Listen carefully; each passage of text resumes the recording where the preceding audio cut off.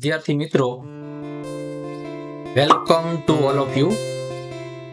વિદ્યાર્થી મિત્રો, ધોરણ 10 ની બોર્ડની પરીક્ષા માર્ચ 2024માં શરૂ થવાની છે, ત્યારે આજે આપણે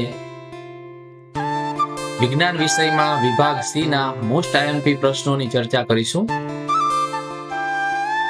આ અગાઉ આપણે અગાઉના વિડીયોમાં વિભાગ ડી માં મોસ્ટ આઈએમપી પ્રશ્નોની ચર્ચા કરેલી, જેની લિંક નીચે વિડીયોમાં ડિસ્ક્રિપ્શનમાં આપેલી છે, તે જોઈ લેવા વિનંતી. મિત્રો, આજે આપણે વિભાગ સી ની વાત કરવાના છે, ત્યારે સૌપ્રથમ બ્લુપ્રિન્ટની વાત કરીએ તો વિભાગ સી માં 18 માર્કનું પૂછાય છે, 18 માર્કના પ્રશ્નો, જેમાં ચેપ્ટર 1 છે રાસાયણિક પ્રક્રિયાઓ અને સમીકરણો, ત્રીજું ચેપ્ટર ધાતુઓ અને અધાતુઓ, છઠ્ઠું ચેપ્ટર નિયંત્રણ અને સંકલન, સાતમું ચેપ્ટર સજીવો કેવી રીતે પ્રજનન કરે છે, નવમું ચેપ્ટર પ્રકાશ પરાવર્તન અને વક્રીભવન, અને 11મું ચેપ્ટર વિદ્યુત. આટલા ચેપ્ટર વિભાગ સી ના છે, એટલે ટોટલ 18 માર્કનું આ વિભાગમાં પૂછાશે. તો આજે આપણે કયા ચેપ્ટરમાંથી કેવા મોસ્ટ આઈએમપી પ્રશ્નો પૂછાઈ શકે છે એની વાત કરીશું.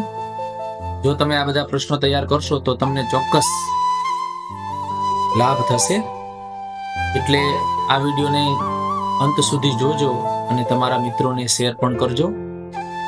તો આવો શરૂઆત કરીએ. ધોરણ 10 વિષય વિજ્ઞાન, વિભાગ સી.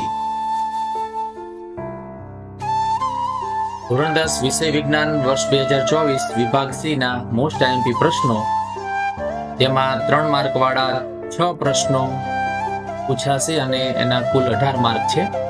અને એ પ્રકરણ 1, 3, 6, 7, 9 અને 11 આટલા પ્રકરણ છે, એમાંથી વિભાગ સી માંથી પૂછાશે. તો શરૂઆત કરીએ. પ્રથમ પ્રકરણ રાસાયણિક પ્રક્રિયાઓ અને સમીકરણો.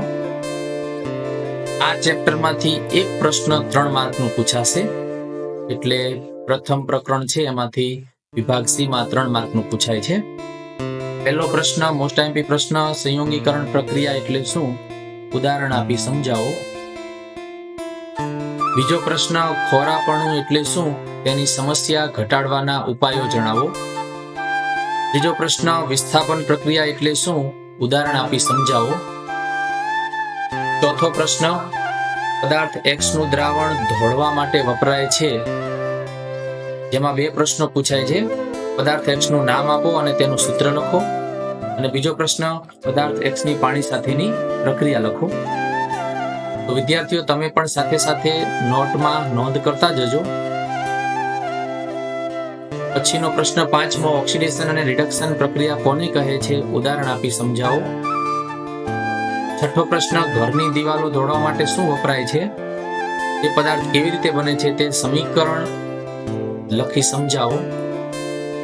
7મો પ્રશ્ન વિઘટન પ્રક્રિયા ઉદાહરણ આપી સમજાવો.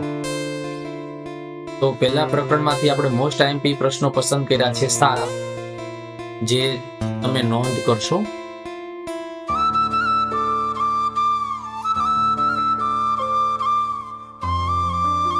હવે પ્રકરણ 3 ધાતુ અને અધાતુ. એમાં પહેલો પ્રશ્ન તફાવત ધાતુ તત્વો અને અધાતુ તત્વના ભૌતિક ગુણધર્મો. બીજો પ્રશ્ન ક્ષારણ એટલે શું? લોખંડનું ક્ષારણ કેવી રીતે અટકાવી શકાય? ચોથો પ્રશ્ન સક્રિયતા શ્રેણીમાં મધ્યમાં રહેલી ધાતુઓનું નિષ્કર્ષણ સમજાવો. 5મો પ્રશ્ન છે થર્મિટ પ્રક્રિયા ઉદાહરણ આપી સમજાવો. છઠ્ઠો પ્રશ્ન છે કોપરનું શુદ્ધિકરણ કઈ પદ્ધતિથી કરી શકાય તે જણાવી તેની કાર્ય પદ્ધતિ આકૃતિસર વર્ણવો. 7મો પ્રશ્ન કોપરનું વિદ્યુત વિભાજન આકૃતિ દોરી સમજાવો. તો આ 7 પ્રશ્નો પ્રકરણ 3 ના મોસ્ટ આઈએમપી પ્રશ્નો. ત્યારબાદ પ્રકરણ 6 નિયંત્રણ અને સંકલન, જેમાં પ્રથમ પ્રશ્ન ચેતાતંત્ર એટલે શું? તેનું કાર્ય જણાવો. ચેતાતંત્રની આકૃતિ દોરવી જરૂરી છે. ત્યારબાદ આવર્તન એટલે શું? ઉદાહરણ સાથે સમજાવો. ત્રીજો પ્રશ્ન, મનુષ્યનું મગજ તેના વિવિધ ભાગોના કાર્યો સાથે વર્ણવો. ચોથો પ્રશ્ન, પરાવર્તી કમાન એટલે શું? કરોડરજ્જુની પરાવર્તી ક્રિયા સમજાવો. પાંચમો પ્રશ્ન, વનસ્પતિમાં વૃદ્ધિ પ્રેરક અને વૃદ્ધિ અવરોધક અંતઃસ્ત્રાવો સમજાવો. ત્યારબાદ સાતમું પ્રકરણ, સજીવો કેવી રીતે પ્રજનન કરે છે. આ પ્રકરણમાંથી 3 માર્ક વાળા 2 પ્રશ્નો પૂછાશે. પહેલો પ્રશ્ન, માનવ વસ્તી નિયંત્રણની પદ્ધતિઓ વર્ણવો અથવા તો ગર્ભધારણ અટકાવવાની વિવિધ પદ્ધતિઓ વર્ણવો. બીજો પ્રશ્ન છે, વાનસ્પતિક પ્રજનન એટલે શું? તેના કોઈ પણ 2 ફાયદાઓ જણાવો. ત્રીજો પ્રશ્ન, યૌવન આરંભે છોકરાઓમાં કયા વિશિષ્ટ ફેરફારો જોવા મળે છે? એવી જ રીતે યૌવન આરંભે છોકરીઓમાં કયા વિશિષ્ટ ફેરફારો જોવા મળે છે? પાંચમો પ્રશ્ન, અલિંગી પ્રજનનની વિવિધ પદ્ધતિઓ જણાવી અમીબામાં દ્વિભાજન સમજાવો. છઠ્ઠો પ્રશ્ન, કલિકા સર્જન પદ્ધતિ ટૂંકમાં સમજાવો. સાતમો પ્રશ્ન, સ્ત્રીનું પ્રજનન તંત્ર આકૃતિ દોરી સમજાવો. આઠમો પ્રશ્ન, યૌવન આરંભ એટલે શું? યૌવન આરંભ દરમિયાન જોવા મળતા લૈંગિક પરિવર્તનો જણાવો. અને નવમો પ્રશ્ન છે, સ્ત્રીમાં જ્યારે અંડકોષનું ફલન થતું નથી ત્યારે શું થાય છે? અથવા માસિક સ્ત્રાવ એટલે કે ઋતુસ્ત્રાવ કોને કહેવાય છે? તે કેમ થાય છે? એના વિશે નોંધ લખો. અથવા તો બીજી રીતે પ્રશ્ન પૂછે કે ટૂંક નોંધ લખો સ્ત્રીમાં લૈંગિક ચક્ર. ચલો આગળ, પ્રકરણ 9, પ્રકાશ, પરાવર્તન અને વક્રીભવન. 3 માર્ક વાળા 2 પ્રશ્નો આમાંથી પૂછાશે. પહેલો પ્રશ્ન, કાચના લંઘન ચોસલા વડે થતું પ્રકાશનું વક્રીભવન સમજાવો. જેને આપણે લેટરલ શિફ્ટ એટલે શું? એના વડે થતું પ્રકાશનું વક્રીભવન સમજાવો, એ રીતે પણ પ્રશ્ન પૂછી શકે.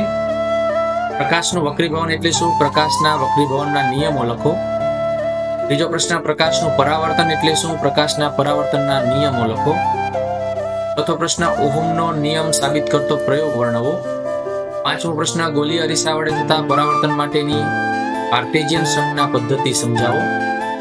અને છઠ્ઠો પ્રશ્ન, લેન્સનો પાવર સમજાવો અને સ્નેલનો નિયમ લખો. તો આ પ્રકરણ 9ના આઈએમપી પ્રશ્નો. ત્યારબાદ પ્રકરણ 11, વિદ્યુત, 3 માર્ક વાળો 1 પ્રશ્ન આ ચેપ્ટરમાંથી પૂછાય છે. એમાં જે 2 મોસ્ટ આઈએમપી શરૂઆતના પ્રશ્નો છે એમાંનો પહેલો, અવરોધોનું શ્રેણી જોડાણ સમજાવી તેના સમતુલ્ય અવરોધનું સૂત્ર તારવો. અને બીજો, અવરોધોનું સમાંતર જોડાણ સમજાવી તેના સમતુલ્ય અવરોધનું સૂત્ર તારવો. આ બંનેમાંથી મિત્રો 1 પ્રશ્ન હોય જ છે. બીજો, અવરોધોના શ્રેણી જોડાણના ફાયદા અને ગેરફાયદા જણાવો. ચોથો પ્રશ્ન, વિદ્યુત ફ્યુઝ પર ટૂંક નોંધ લખો. પાંચમો પ્રશ્ન, અવરોધોના સમાંતર જોડાણના ફાયદા ગેરફાયદા જણાવો. અને છેલ્લો પ્રશ્ન છે, ટૂંક નોંધ લખો વિદ્યુત પાવર. તો મિત્રો આ હતા આપણા 1, 3, 6, 7, 9 અને 11 ચેપ્ટર, વિભાગ સી ના ચેપ્ટર, જે 18 માર્કનો વિભાગ હોય છે. જો તમે આ બધા પ્રશ્નો વ્યવસ્થિત સમજીને તૈયાર કરશો તો તમને ચોક્કસપણે ફાયદો થશે. એટલે ફરીથી એકવાર તમને વિનંતી કરું છું કે આ વિડીયોને બને તેટલો શેર કરજો, લાઈક કરજો, કોમેન્ટ કરજો, સબસ્ક્રાઇબ અને તમારા મિત્રોને પણ શેર કરજો અને સબસ્ક્રાઇબ કરજો. ધન્યવાદ.